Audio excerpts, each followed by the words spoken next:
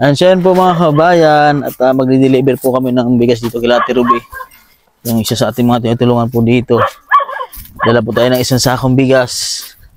Galing po kami sa hospital. Ayun siya, Ate Ruby oh. Ate Ruby! Ano? Kamusta na? Asan ang bahay mo? Ba't sira ang bahay mo? Sira ang bahay mo? Saan ka lumipat? Ha?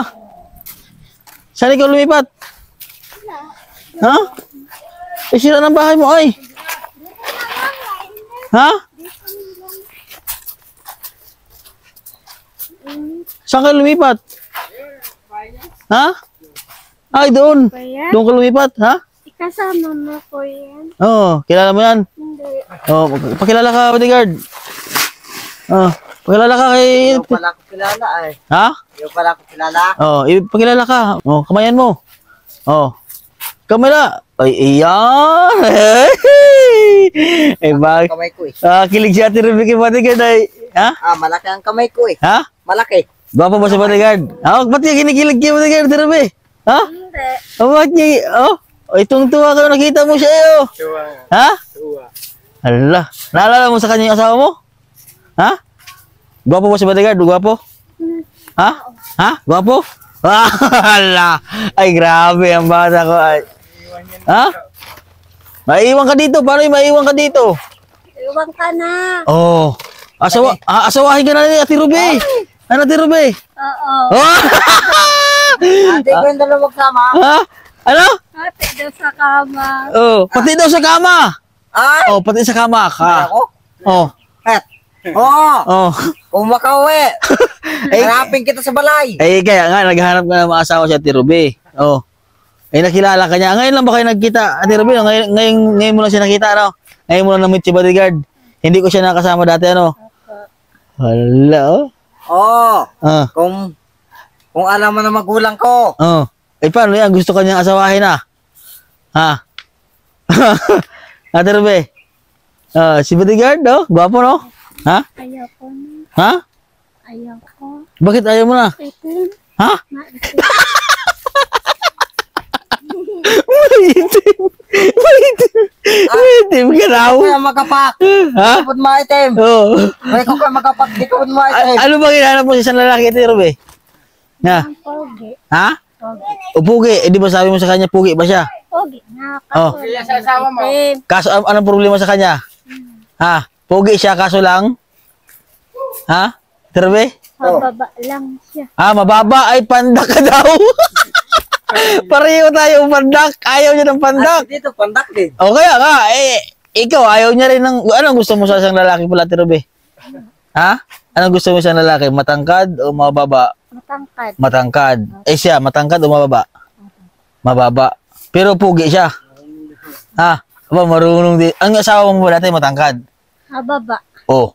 Unano. Unano. Ay, asawa mo pala dati ay unano din eh. Oh, tapos ayaw mo sa aking alaga. Oh, gwapo, may kulay ang buhok. Para di makulay. Oh. Ikaw man nagkulay niyan. May kulay ang buhok, gwapo. Saan ang bahay niyo? Saan natin nilagay ang bigas mo? Diyan lang yan. Diyan na lang po yan. Oh, doon daw sila lumipat. Ako na lang bubuhat. Ha? Ako na lang bubuhat. Ay, si bodyguard nang bubuhat. Bodyguard, di buhat niyo muna sa bahay. Buhatin mga doon. Oh, grabe ay. Oh. Doon sa bahay. Oh, doon sa bahay niya daw. Lumipat siya ng bahay. Yan, di ka na po sa Oh. bahay mo. Oh, doon sa bahay. Bakit ako makabuhat ito? Tutulungan kita. Oh, tutulungan mo daw. Ayo, wag na lang. Boss. Sa bahay. Shit mo tayo mo bodyguard. Alagay mo dyan yung bigas. Yan po ang bahay nila daw, bro. Lumipat sila. Oh. Oh, dyan mo ilagay, dyan mo ilagay. Ba't nasira yung bahay ng bagyo? Nasira? Bagyo. Ha? Mga bagyo. Nabagyo? Ayan po bahay nila dati, oh. Lumipat lang kayo doon. Oh. May kwarto-kwarto. Opo. Abe, si Ate Ruby. Ha? Dito ikaw, bodyguard. Si Ate Ruby, kinikilig siya. Sabi daw kung talagang bagay-bagay. Daw, picture daw. Aba, ay talagang bagay, oh.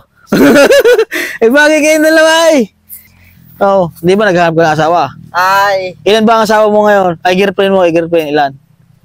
Ilan ang girlfriend mo? Parang kwan yata yun ah. Parang ilan? Parang tatlo yata yun ah. 3. O, si Ate Ruby. Girlfriend mo na ngayon uli. Ay, hindi pa daw. Kailangan manligaw sa'yo bago maging boyfriend. Naghanap ka ba ng boyfriend, Ate Ruby? Hindi. Hindi ka na naghahanap. Nasaan ang anak mo pala? Ang anak mo nasaan? Ayun. Nasaan? Ay, dito yung Ruby. Dali, nasaan yun? Dali, ba't siya yun eh? Ayun, anak niya pa, Ate Ruby, naglalaro. Kamusta? Mayroon kang gamot na iniinom? Opo. Ha? Doon madami. Madami ng gamot. Very good. Hindi ka na inaubo. Buti naman. Nandun ang gamot ko. Madami. Pakita ko sa'yo. Patingin daw ako. Dali, dali mo dito ang gamot. Dali. Siya po kasi mga kabayan ay natulungan po natin. May nagkasakit po siya. Nagkaroon po siya ng TB, si Ate Ruby.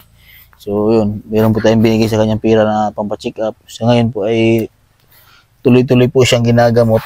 Ano, bodyguard? No, meron ka na naman nakilala. May nakilala ka na naman. Bodyguard, may nakilala ka na naman. Yeah. Na chicks. Babaero ka talaga, bodyguard ay.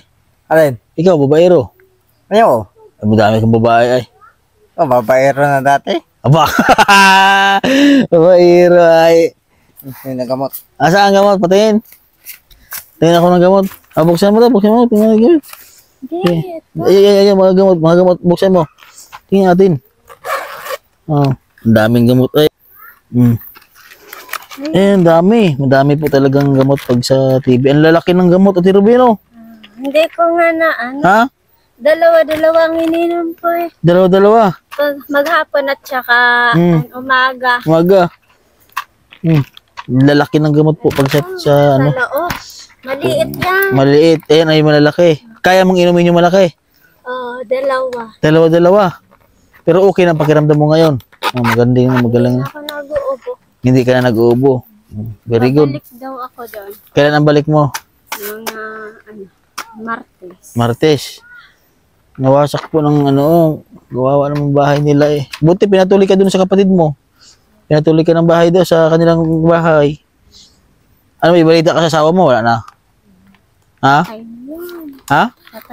Patay na. Sabi mo yun, nasa hospital, ay nasa kulungan. Ay, sa kulungan? Baka patay na yata yun. Hindi na babalitaan. Hindi na balitaan. Hindi nga iniisip ang anak ko niya. Hindi iniisip. Wala nang sustento sa iyo. Ha? Kawawa naman si Ate Ruby. Dito tayo sa bahay niyo dati. Ito po yung bahay niyo mga kabayan. Pagpunta po namin, hindi pa ito sira.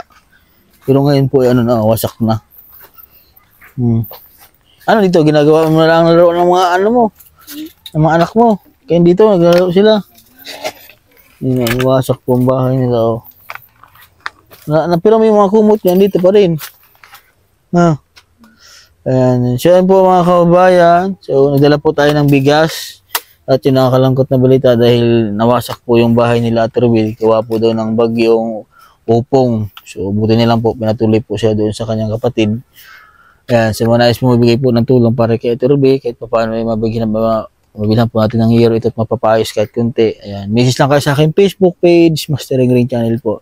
Ini-amount po na yung mabibigay para kay Ate Ruby. Ayan, malaking tulong po yun at sa kanyang anak. Dahil po, wala po siyang asawa. Siya na lang po nabubuhay sa kanyang anak. Pero meron naman po siyang kapatid na tumutulong din sa kanya. So, ang trabaho po na Ate Ruby, nagtitinda-tinda po siya ng mga gulay. Kung ano pong ginagawa niya, nangunguha po siya ng mga gulay. Tapos binibenta niya po. So, siya po ang nag-sustento sa kanyang anak. Meron po silang isang anak. Tapos, ang anak mo napatingnan din. Okay na yung anak mo. Yan. So, yun po mga kababayan. Maraming salamat po sa ating sponsor. Kay Sir po na tumutulong kay Ate Ruby sa pagbigay po ng mga bigas sa ating mga tinutulungan. So, yun po mga kababayan. Dito na po aking vlog. God bless po at magandang umaga po sa inyo lahat.